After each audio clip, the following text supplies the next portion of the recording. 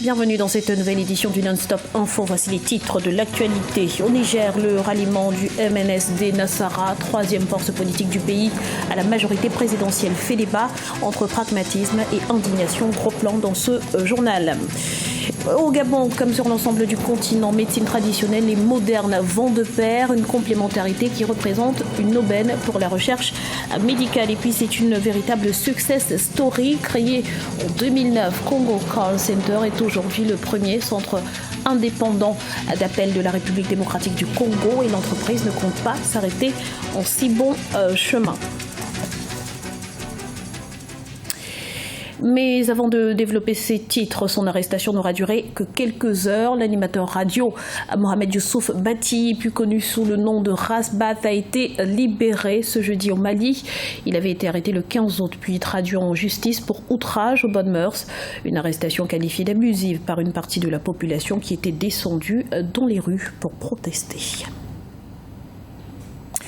Au Niger, le bureau politique du MNSD Nassara a voté le 13 août 2016 en faveur d'un ralliement à la majorité présidentielle, un volte-face qui a provoqué un véritable séisme politique dans le pays. Plus de précisions dans ce reportage de notre correspondant au Niger, Sadou Alizé Mokhtar. Le Mouvement national pour la société de développement, le MNSD Nassara, se rallie à la mouvance présidentielle. La décision a été prise le samedi 13 août 2016 au cours d'une réunion du bureau politique du parti. La main tendue du président de la République Issoufou Mahamadou pour la formation d'un gouvernement d'union nationale, accepté par le MNSD Nassara, est saluée par la majorité au pouvoir. Leur sens des responsabilités a primé sur le reste et je voudrais leur rendre hommage. Je pense qu'aujourd'hui, c'est la meilleure des choses qu'ils aient à faire pour notre pays. Je remercie très chaleureusement les dirigeants du MNSD, son président, le président Séni Omar, mais aussi tous les dirigeants de ce parti qui ont eu la hauteur de vie nécessaire pour répondre à l'appel du président. Le MNSD a motivé sa décision par sa volonté de sortir le pays de la crise dans laquelle il se trouve actuellement et de sceller l'unité nationale face au terrorisme. Si au Parti nigérien pour la démocratie et le socialisme, le PNDS-Taraya, l'on approuve positivement ce rapprochement, au Modern Fall Lumana Africa, ancien allié du MNSD à l'opposition, on ne se réjouit pas. Le parti de Hama Amadou compte se réorganiser pour bien jouer son rôle de principal opposant. En tant que démocrate, nous reconnaissons à tous les partis membres de l'opposition le droit de choisir l'orientation politique que ce parti veut avoir. Donc nous respectons le choix du MNSD et nous lui souhaitons bon vent. Pour nous, on ne pense pas que ce départ-là puisse émousser l'élan de combat que l'opposition politique a pris depuis les dernières élections. L'opposition continuera à s'opposer à Issoufou Mahamadou tant qu'il prendra des décisions qui vont à l'encontre de la démocratie et de l'état de droit. Aux dernières élections 2016, le MNSD Nassara était arrivé en troisième position après le PNDS-Taraya et le Modern Fall Lumana. Avec une écrasante majorité, 144 voix pour, 4 contre, le bureau politique national du MNSD Nassara a voté en faveur du ralliement avec le PNDS-Taraya, le parti du président Issoufou Mahamadou réélu en mars 2016 pour un second mandat de 5 ans. Riek Machar est officiellement en fuite. L'ancien vice-président sud-soudanais a quitté le pays pour échapper aux militaires qui le traquaient selon son porte-parole. Les représentants de son parti politique affirment qu'il a été évacué vers un pays sûr de la sous-région. Rappelons que ce dernier avait fui Djouba, la capitale, lors des combats à l'arme lourde survenus début juillet entre ses combattants et les forces gouvernementales. Un affrontement qui avait fait des centaines de victimes. Comment se moderniser sans mettre de côté la tradition? C'est un des défis de la société gabonaise. Le système de santé publique combine en effet des valeurs résultant de l'alliance entre tradition et modernité dans cette société où les croyances sont très développées. Plus de détails avec Olivia Yérédobré. Entre tradition et modernité, la culture gabonaise perpétue les rites fondateurs des ethnies gabonaises. Dans le domaine de la santé, les autorités publiques gabonaises l'ont bien intégré. L'article 68 de la loi 21/2011 prévoit ainsi la création de laboratoires favorisant un partenariat entre la médecine africaine et les autres médecines. Créé en 1978, l'IFAMETRA, l'Institut de pharmacopée et de la médecine traditionnelle, collabore avec les tradipraticiens gabonais consultés en grand nombre par la population. communication. Vous avez un processus où la journée, c'est le médecin moderne qui a fait ses classes dans médecine occidentale importée, et puis la nuit, c'est le médecin traditionnel qui prend en main le même patient. Mais le problème, c'est un peu comment ça fonctionne, ces deux systèmes parallèles. Il y a des pays en Afrique où cela a été expérimenté. Lorsque vous arrivez à un poste de santé, vous avez deux possibilités. Vous êtes consulté par le praticien, vous êtes consulté également par le médecin moderne. On vous amène après une espèce de conférence où chacun donne le diagnostic et vous propose le mode curatif pour que vous recouvriez votre santé. À vous de choisir. Dans le domaine politique, la communication médiatique des leaders passe inéluctablement par l'approbation des autorités spirituelles. Celles-ci détiennent en effet un fort pouvoir d'influence dans cette société gabonaise très spiritualisée. C'est une transcendance, c'est comme un jour à l'autre, vous voulez devenir président, vous allez au Vatican, vous allez rencontrer le pape et quand vous revenez là-bas, il suffit de venir dire non, le pape a incanté Dieu, il a décidé que je suis le futur président du Gabon.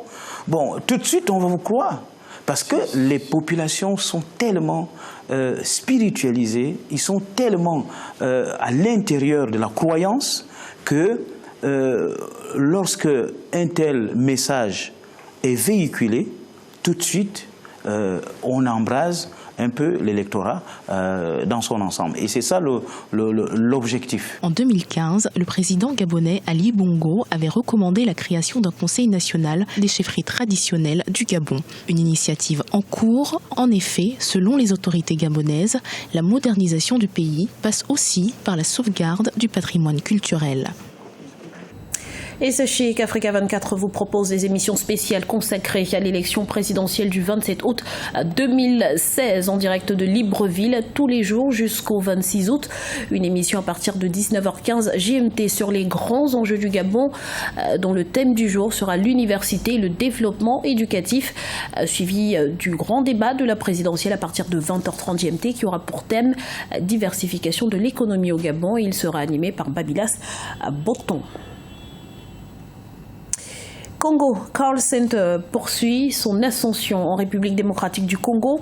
Créée en 2009, l'entité emploie aujourd'hui plus de 300 téléopérateurs et prévoit d'ici 2018 de s'implanter dans d'autres pays.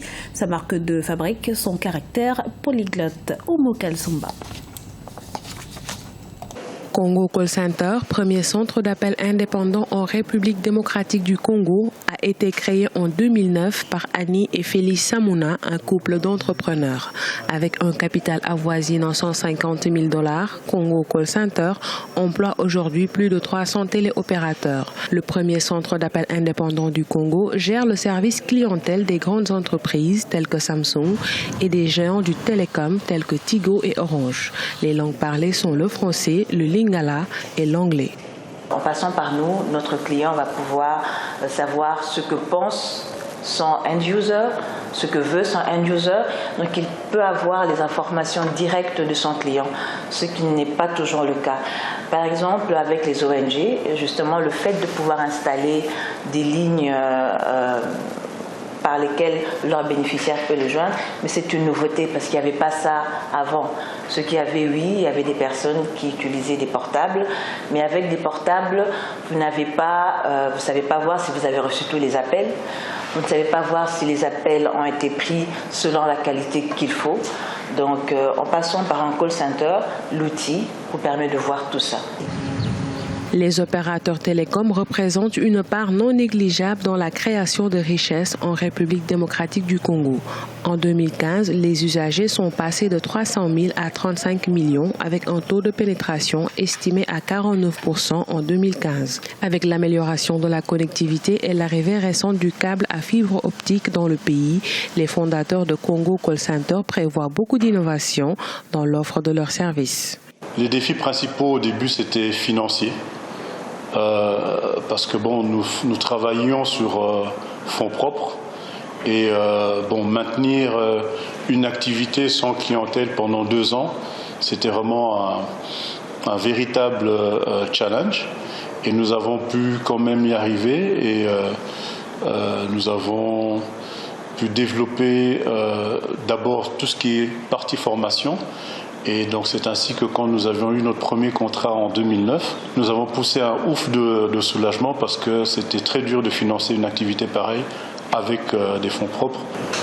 Aujourd'hui, l'entreprise génère 2,3 millions de dollars de revenus et cherche à étendre ses services dans l'hôtellerie et d'autres secteurs financiers.